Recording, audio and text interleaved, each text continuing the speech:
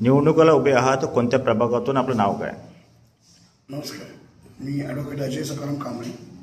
मी चिपळूण नगर परिषद सार्वत्रिक निवडणूक 2025 करिता राष्ट्रवादी काँग्रेस शरदचंद्र पवार गट तर्फे तुतारी या चिन्हावर निवडणूक लढवित आहे. एकंदरीत मतदारामध्ये फिरत आहे, काय रिस्पॉन्स मिळतो? काय म्हणा, मतदारामध्ये जे फिरत आहात हां, काय रिस्पॉन्स मिळतो? पॉझिटिव्ह आहे, पॉझिटिव्ह रिस्पॉन्स आहे.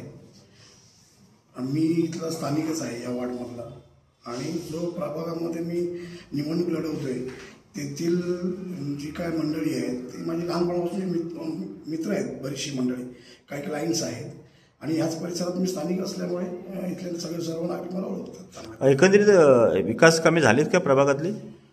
नाही, प्रभागातील असं म्हणता येणार ना, अख्ख्या शहरातली झालेली नाही आहे. कारण काय? कळलं.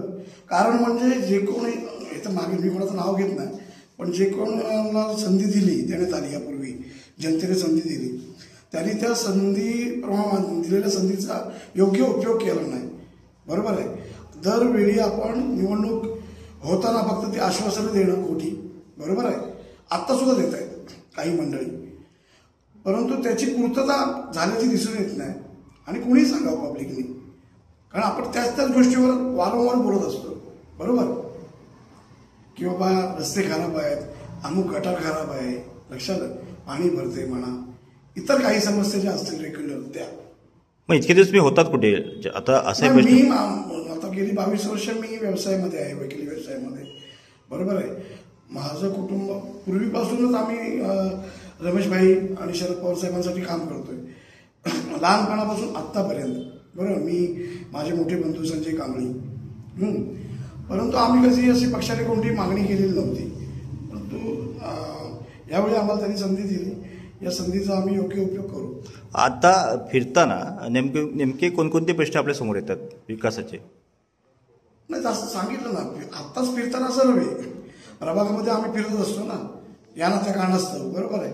मग त्यावेळी सगळ्यात महत्त्वाचं आमच्या इथली नाली सफाई, कळलं, ती फार महत्त्वाचा विषय आहे. बरोबर.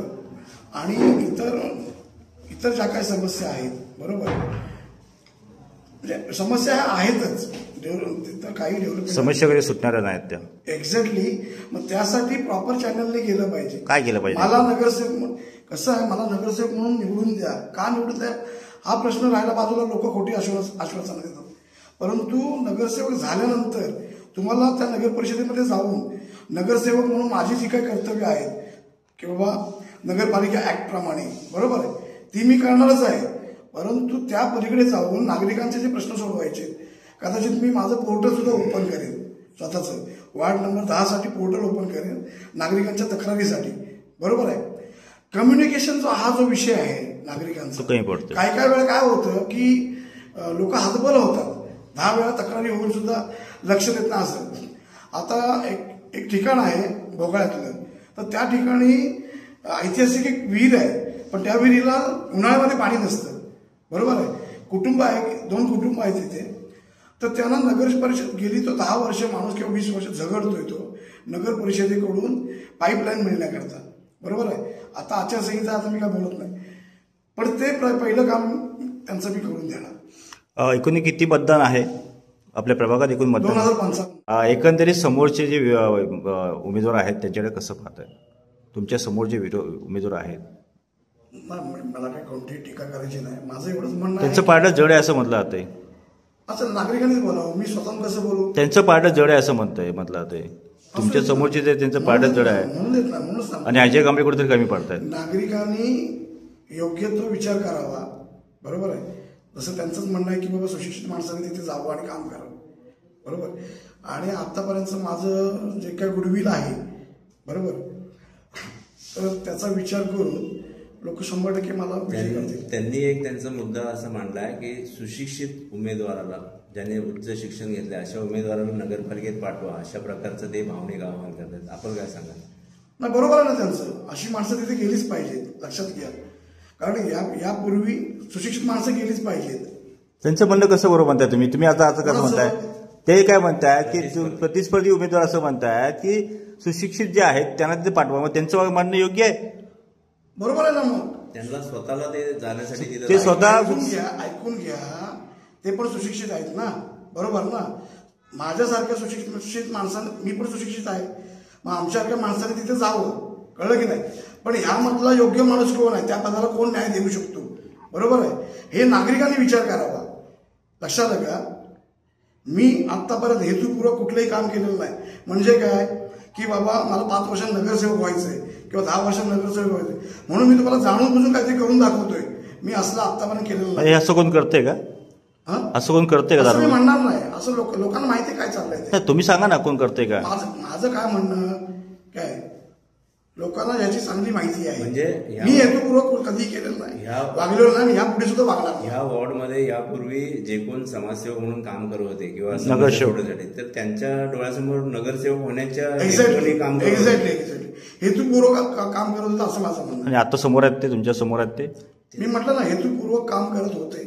हेतुपूर्वक काम करत होते. मतदारांना काय आवाहन करू इच्छिता? तर मतदारांना हेच सांगू इच्छितो की तुम्ही योग्य तो विचार करावा, बरोबर आहे.